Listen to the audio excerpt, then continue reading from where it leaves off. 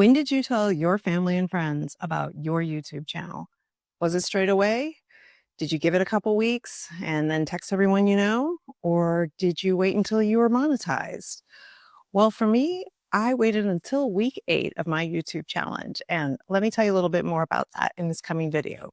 Plus, the tools I use to share with my family and friends what's going on for me with my channel and how I kind of made it through times when I just wasn't up for recording at all. Stick with me. So, I've let you know a little bit about this YouTube channel in each of these videos, so we'll do the same here.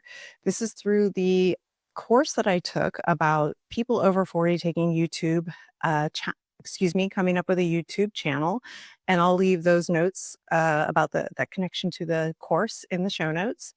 But what this was a challenge connected to the course where we were put to the test to see if we could get monetized or double our income in 3 months. And here on Self Coaching for Skeptics, we're not yet monetized. We have increased our subscribers, which definitely helps when you share with some friends and family.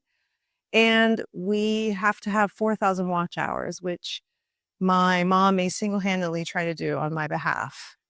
Hi there, Mom. But anyway, you also are trying to invest in your business and an investment that you can then share on your YouTube channel. So for instance, some people are reviewing books that might have something to do with their niche or telling you the best of something, buying a few products and comparing them.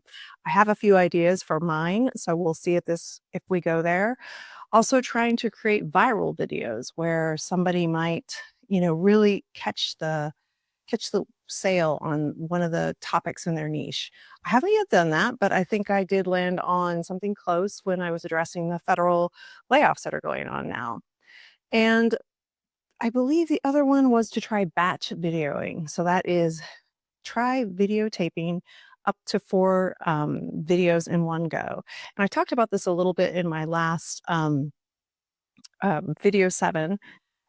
Why I did try this for a few weeks and what might work better for me is maybe just with a full-time job, I might try a slightly slower rhythm. So here we are at week 8. So first I want to celebrate those wins. And as I mentioned at the intro, it was telling my family and friends, and I've slowly been revealing, if you want to call it, about my YouTube channel. And that was, you know, uh, definitely scary for me, almost as scary as getting up and filming around the camera. And, I did spend some time asking myself, why can't I just tell this? I know my family will be supportive.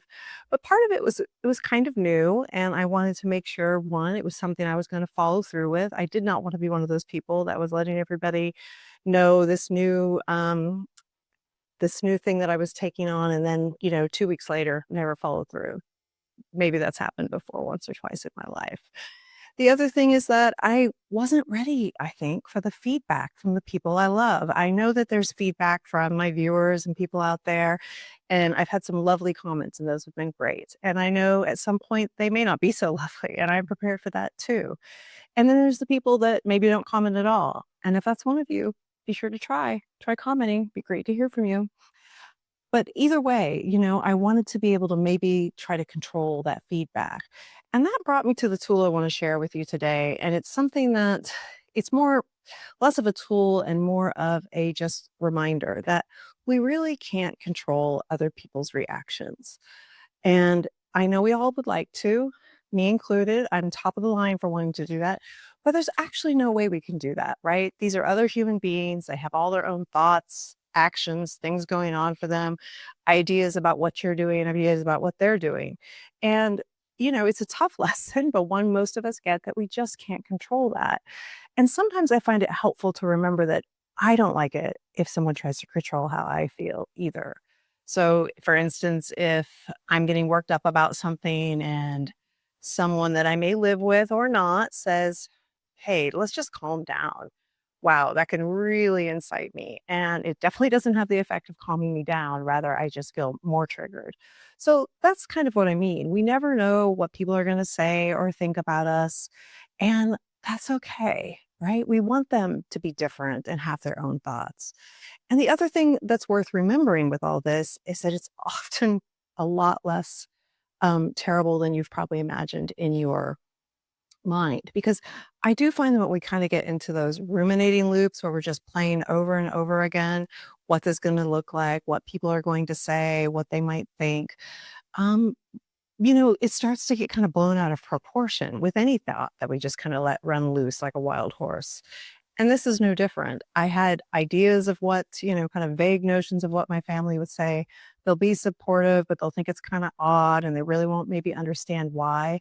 And maybe some of that was true. But really, what I found is most people have been really supportive, have encouraged, have asked how they, can sign up for YouTube in order to subscribe, what they need to do to kind of support me. And it's been fun. And yeah, still a little scary to share that. In particular, I shared this with a friend who is in the kind of the coaching world. And she gave me some really positive feedback. And so that really helped. And hearing that kind of feedback, motivates you. It can make you think like, oh yeah, this is worth doing. And I think it can be scary to tell people, and it's probably worth doing. As we've learned through this channel and in my own experience with anything new, particularly a YouTube channel that's being potentially viewed by someday thousands of viewers, it's intimidating, right? We can get ourselves really worked up. But I think if we remember that all feedback can be constructed in some ways, even the negative stuff, even where, somebody might say, hey, there was a piece of your video I didn't quite understand, or there was something clear. It's all good, right? It's all worth hearing so that you can hopefully take that and improve. So it's good to remember too, other people's reactions are often not about us, right? I have another video I'm going to go into this a little bit about, but usually when somebody gives us a reaction, it might be something that, hey, this isn't something I would do, and this is my thoughts about that. So it's just a quick reminder not to necessarily take it personal. And I mean, if you're asking for some personal feedback, then yeah, you might want to take that singularly as what's going on with you. But I would say that a lot of times it's to do with that other person's stuff and what they're bringing to it. So that can be kind of a nice reminder too when you're going in this. The second tool that I sort of use this week, and it's one that I have to use all the time. We talked a little bit about it in week 7, and I described it as kind of a sprint through those things that you're dreading. But it's this idea that we have to wait around until we feel inspired or motivated or our muse is with us so that we can create content or or film. And I have just found that that isn't actually true. It's great when it happens, but it doesn't often happen for me anyway. And partly that's because a lot of this I do around a full-time job and other obligations and responsibilities. And so when I do finally find some, a couple hours where I can get in front of the camera, I don't always feel like doing it. But I remember my compelling reason. I have, something I want to be of service. I want people to hear stuff, and if it helps them with some behaviors or habits or change something that they're trying to make improvements with, then that's great. And I try to remember that when I feel like that. So the idea is you don't need to wait around for motivation. And this is one I get to practice, like I said, all the time. Um, I will say that sometimes I find that you need to listen to yourself a little bit about that. So it's a gentleness, right? So if you hear yourself kind of protesting in the moment, like, hey, I've decided to film this afternoon for an hour. And I'm like, ugh, I don't really want to do that. My hair looks flat. I don't know what's going on. I'll kind of, gently nudge myself. Come on, Aaron, this is what we plan to do. We're making this commitment to this challenge, 2 videos a week. That means we have to film this weekend. And I'll kind of just get on with that. Sometimes I'll even practice a thought that I've like set up in the morning in my morning journaling, that here's what I'll think when I get to this point.